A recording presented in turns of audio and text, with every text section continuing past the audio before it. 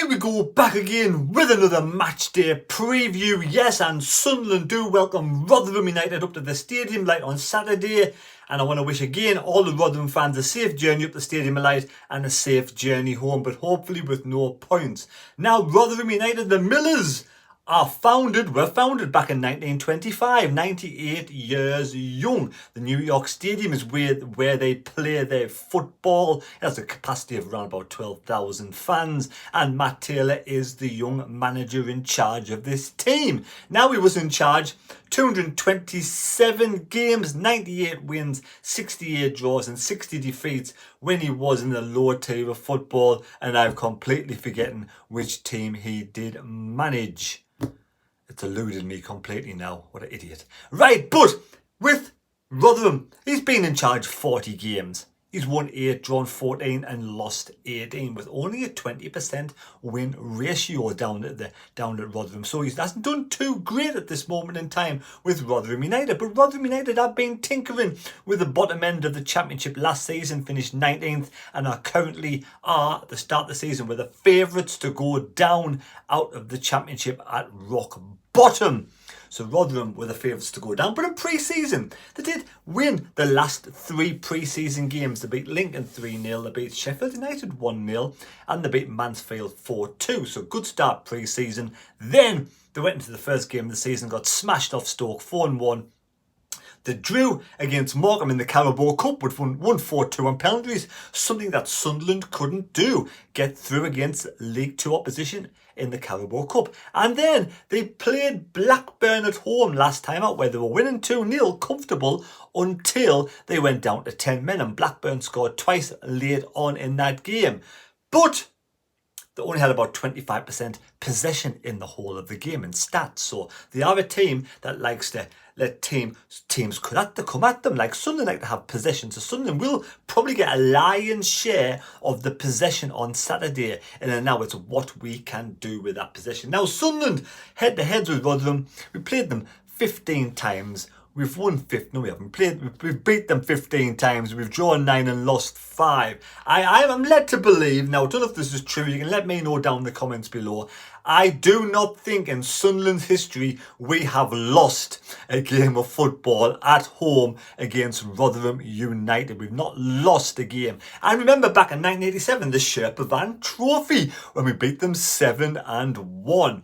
We did lose last season away in the final game against Rotherham 2-1, but we beat them with the home leg at home 3-0. Now one player, Freddie on many...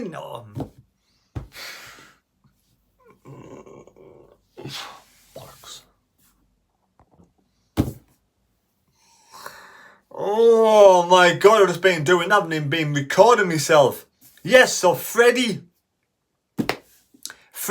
Onyedamina. Yes, the Nigerian left midfielder. He was at Luton, played 44 games, scored 3 goals. Now he's at Rotherham and he's played 2 games and scored a goal already. So 26-year-old, 6 foot 1 inches tall midfielder, so he's going to be a danger man, newly into the side. Now Rotherham, like I said, were the favourites to go down. So Sunderland haven't won a game this season. 2 games played, no points. We haven't had a great start this season. We haven't been, played off the park, but we haven't been able to score more goals than we ship in. So the defence for me needs to change. Defence needs to be shored up a little bit. And if it means chopping and changing a little bit of personnel or the shape of the system, I do believe we should do that. I do think this will be my defence. There we go. So my 3 at the back would be Danny Ballard, Danny Batth, and Dennis Serkin. That I would change it to 3 centre-backs. Now, I would change it to back 3, personally, just me, to get that defence a little bit stronger than has been. But I do think Tony Mowbray will play this.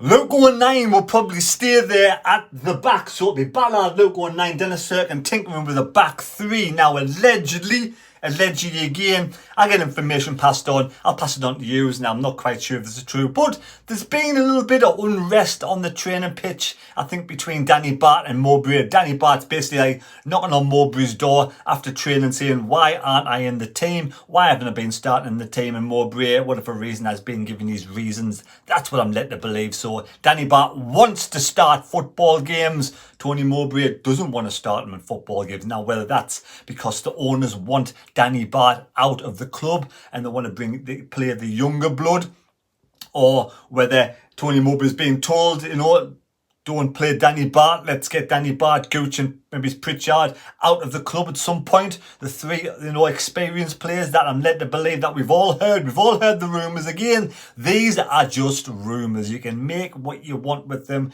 It's just what I've heard. So yes, so apparently a little bit of, not a little bit of sort of voices raised, I would say, should we say, but it's all good in the end. It's all good in the end. So everything's fine. Let's just hope Tony Mowbray sees a little bit of sense and does play Danny Batth there rather than Luke O'Nien. But at back three, now who else should we have in the system? Now, this is a team that I would be tempted to start if we go to a back three. We've got Patterson, Ballard, O'Nien, Serkin, Hume on the right-hand side as the wing-back, Huggins on the left-hand side with the wing-back, because I think Gooch isn't fit enough yet. But if Gooch is fit, I think he will put Gooch in there on the left-hand side. Then we've got Neil, Ekwa, Roberts, Clark and Amir. So that's the team. Personally, I would start. But like I said, I think Gooch will start on that side. Now, was that your thoughts? But we all know, I've got a feeling, even though we're at home, Tony Mowbray will do this.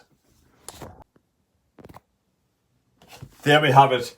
Dak will probably come in and be the false, God knows what, as the striker, should we say. But for me, I would definitely put Semedo in there, definitely Semedo in there. And I wouldn't be accustomed to having Gooch there if he's fit. So that's the team. Danny Batth in there for me. This is the team I think Mowbray will probably start off with. But again, if it was me, the changes I would make would be this. But I ain't the manager, so Batth, Semedo. So that's the team I think I would start. That's personally my opinion. Luke O'Nien could probably come in here, maybe for Dan Neil. Rest Dan Neil, put Luke O'Nien in there. Would Luke O'Nien do a better job in there with Ekwa than Dan Neil?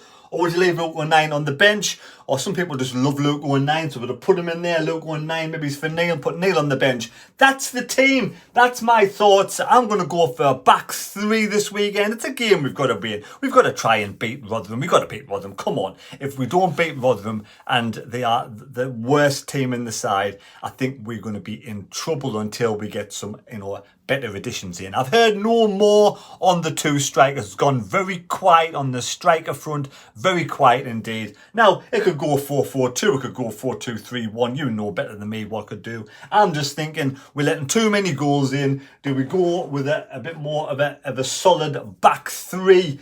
Bring the wing backs in and then, do what you do. We've got Clark and Roberts and Semedo, and then maybe you could have Luke O'Nien for Neil. That's up to you. So there you go. What's your thoughts? Score predictions, yes, for the Real Madrid shirt. We'll leave a score prediction down below in the comment section. Do you think the likes of Semedo could do well? I don't know whether he might be able to do okay.